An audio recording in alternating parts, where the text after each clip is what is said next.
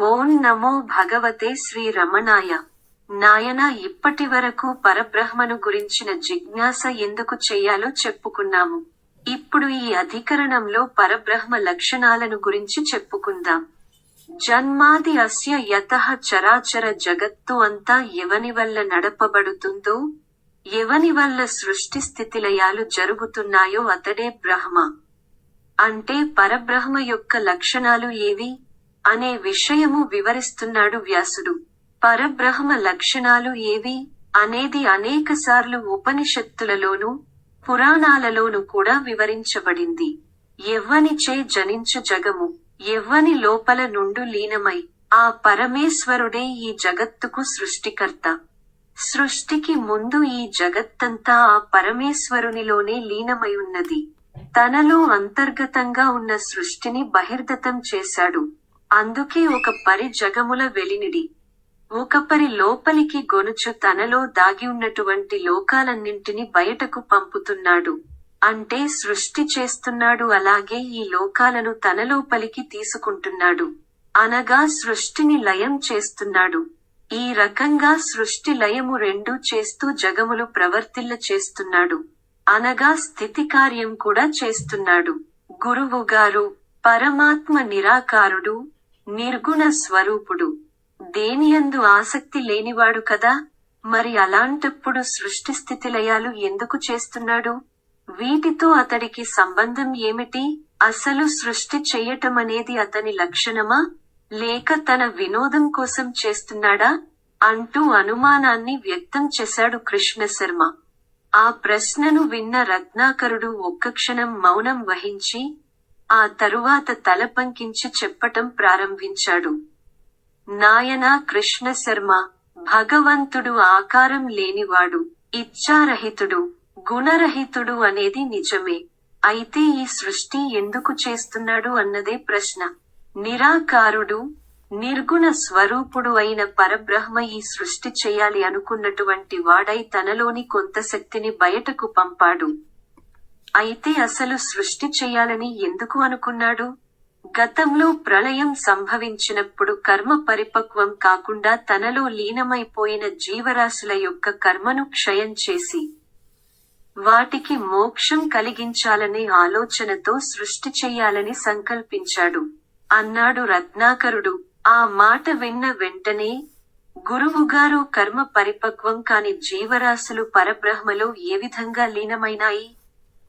కొంచెం వివరించండి అన్నాడు నారాయణ భట్టు. వివరించటం మొదలు పెట్టాడు రత్నాకరుడు. నారాయణ భట్టు, నీ అనుమాన నివృత్తి చేస్తాను, వినవలసినది అంటూ ప్రారంభించాడు.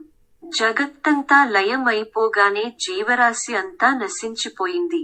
వస్తుజాలము రూపుమాసిపోయింది.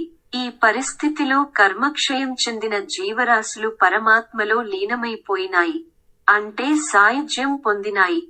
మరి కర్మక్షయం కాని జీవుల సంగతి ఏమిటి?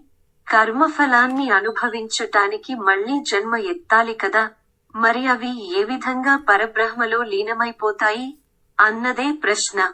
ప్రళయకాలంలో కర్మక్షయమైన జీవరాశితో పాటు కర్మక్షయం చెందని జీవులు తమ యొక్క కర్మను తమతో పాటుగా మూటకట్టుకుని పరమేశ్వరునిలో లీనమవుతాయి. ఈ రకంగా కర్మక్షయం కాకుండా తనలో ఉన్న జీవరాశులు కర్మలను క్షయం చేసి వాటికి కూడా మోక్షం ప్రసాదించాలనే కోరికతో సృష్టి కార్యక్రమము చేస్తున్నాడు పరబ్రహ్మ. కాబట్టి చరాచర జగత్తును సృష్టించటము అనేది జీవులకు మోక్షము ప్రసాదించటానికే కాని తన లీలా వినోదం కోసం మాత్రం కాదు. ఈ రకంగా సృష్టి స్థితి లయాలు పరమేశ్వరుని యొక్క లక్షణమే కాని వేరు కాదు. శిష్యులారా, సృష్టి చెయ్యటము పరమేశ్వరుని లక్షణమే. ఐతరేయోపనిషత్తులో ఈ విషయము పూర్తిగా వివరించబడింది. ఆత్మయే ఆలోచనా పూర్వకంగా ఈ లోకాలను సృష్టించింది. సృష్టి జరగటానికి ముందు జగత్తు అంతా బ్రహ్మమయంగానే ఉండేది. దానికి భిన్నమైన పదార్థం ఏదీ లేదు. దానినే ఆత్మ అంటారు. ఆ ఆత్మయే లోకాలను సృష్టించాలి అనుకున్నది. కొంతకాలానికి అంభస్సు, మరీచి, ఆపహ, మర అనే పేర్లు గల లోకాలను సృష్టించింది. ద్యులోకానికి ఆవల ఉన్నది అంబస్సు, దానికి ఆశ్రయము సువర్లోకము, అదే స్వర్గము, దాని క్రింద భువర్లోకము, దాని క్రింద భూలోకమున్నది. ఇది మరము, అనగా మరణము గుణముగా గలది. ఇక్కడ పుట్టిన ప్రతి ప్రాణి మరణిస్తుంది. భూలోకానికి క్రిందగా జలలోకమున్నది, అది క్రిందనున్న లోకాలచే పొందబడుతున్నది, కాబట్టి అపోలోకమనబడుతుంది. ఈ లోకాలన్నీ పంచభూతాలచే నిర్మించబడ్డాయి. ఈ రకంగా లోకాలను సృష్టించిన తరువాత విరాట్ స్వరూపాన్ని ఇంద్రియాలకు అధివ్రాన దేవతలను సృష్టించింది. ఆ తరువాత అన్నాన్ని సృష్టించింది. ఇప్పుడు ప్రాణికోటిని సృష్టించింది. ఈ మానవుల శరీరంలో నేను లేకపోతే ఎలాగా అని ఆలోచించి బ్రహ్మరంధ్రం గుండా మానవ శరీరంలో ప్రవేశించింది. ఈ రకంగా ఆత్మలోకాలను, ప్రాణికోటిని సృష్టించి మానవులందరిలోనూ కూడా తాను ప్రవేశించింది. కాబట్టి ఓ శిష్యులారా, పరబ్రహ్మయే ఈ లోకాలను సృష్టించింది. ఈ రకంగా సృష్టి చెయ్యటము అనేది బ్రహ్మ యొక్క లక్షణము అంటూ వివరించాడు రత్నాకరుడు. గురువుగారు, సృష్టిలో మనకు కనిపించే ప్రతి వస్తువు పరిమితమైనది, నాశనమయ్యోది, అశాశ్వతమైనది. బ్రహ్మము దీనికి వ్యతిరేక లక్షణాలు గల శుద్ధ, బుద్ధ ముక్త స్వభావం గలది. ఇట్టి బ్రహ్మస్వరూపం ఎవరికీ అంత తేలికగా తెలిసేది కాదు గదా. అంటే బ్రహ్మమనేది అప్రసిద్ధమైనది, ప్రసిద్ధమైన దానికే లక్షణాలుంటాయి. మరి బ్రహ్మ అప్రసిద్ధమైనది కదా, దానికి లక్షణము ఉండదు కదా అన్నాడు కృష్ణశర్మ. ఈ మాటలు విన్న రత్నాకరుడు, నాయనా, తైత్తిరీయోపనిషత్తులో చెప్పినట్లుగా నామరూపాత్మకమైన జగత్తు అంతా కూడా పరబ్రహ్మ వల్లనే జరుగుతున్నది. ఈ రకంగా సృష్టించబడిన జగత్తుకు ఉపాదాన కారణము, నిమిత్త కారణము రెండూ కూడా బ్రహ్మమే. ఉపాదాన కారణము అనగా ప్రధాన కారణము, నిమిత్త కారణము అనగా ఉపకారణము.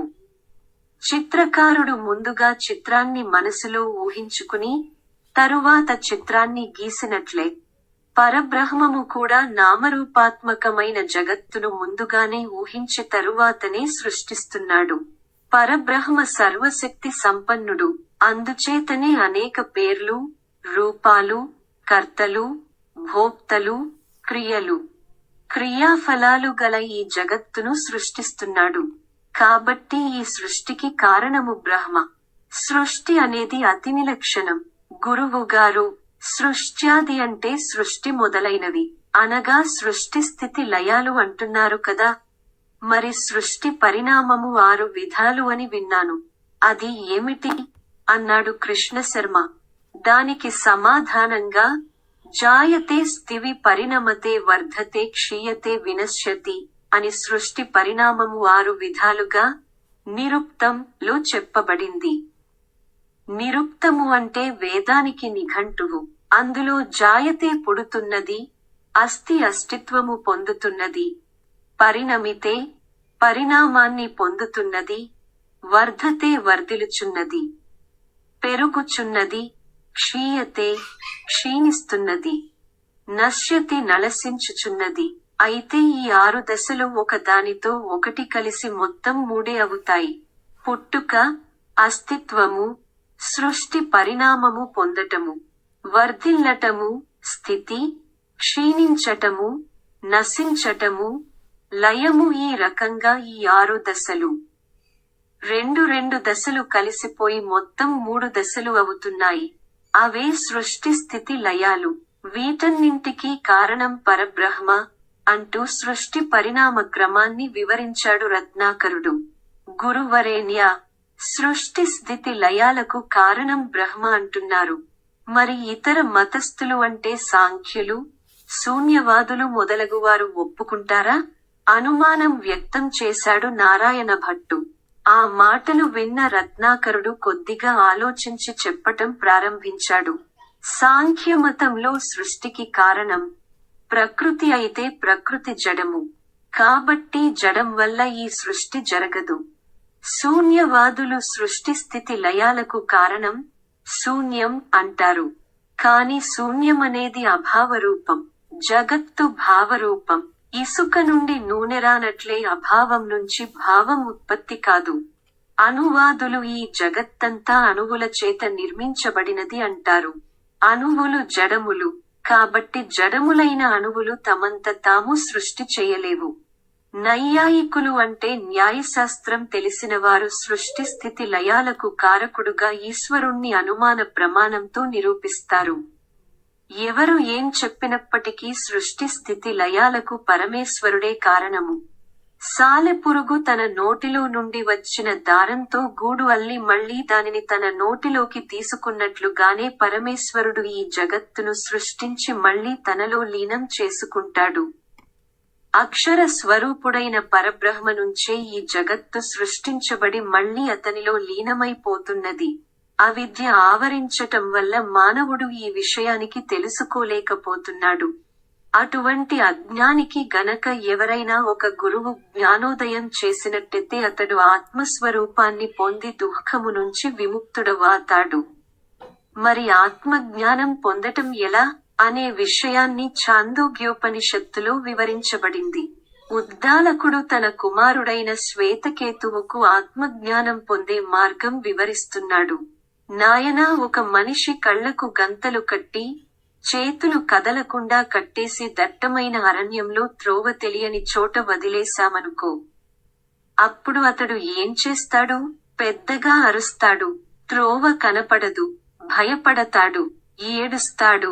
ఇప్పుడు ఎవరైనా వచ్చి కళ్లగంతలు విప్పేశారనుకో. అప్పుడు అతడు దోవ వెతుక్కుంటూ కనిపించిన వారిని తన ఇంటికి దోవ అడుగుతూ చివరకు ఇల్లు చేరగలుగుతాడు. అదే విధంగా అజ్ఞానంతో కొట్టుమిట్టాడుతున్న మానవుడు తన లక్ష్యమైన ఆధ్యాత్మిక సాధన కోసమే ప్రయత్నించాలి. మనం వేసే ప్రతి అడుగుకు గమ్యం ఆత్మే కావాలి. అప్పుడు అతడికి ఆత్మసాక్షాత్కారం జరిగి అతడే పరబ్రహ్మ అవుతాడు. ఈ రకంగా సృష్టి స్థితి లయాలకు ఉపాదాన, నిమిత్త కారణము పరబ్రహ్మే అనే విషయము ఈ సూత్రంలో వివరించబడింది అంటూ 2వ అధికరణలో పరబ్రహ్మ లక్షణాలను వివరించాడు రత్నాకరుడు. మీ అందరికీ ఆ అరుణాచలేశ్వరుని ఆశీస్సులు ఉండాలని ప్రార్థిస్తూ ఓం శాంతి శాంతి శాంతిః.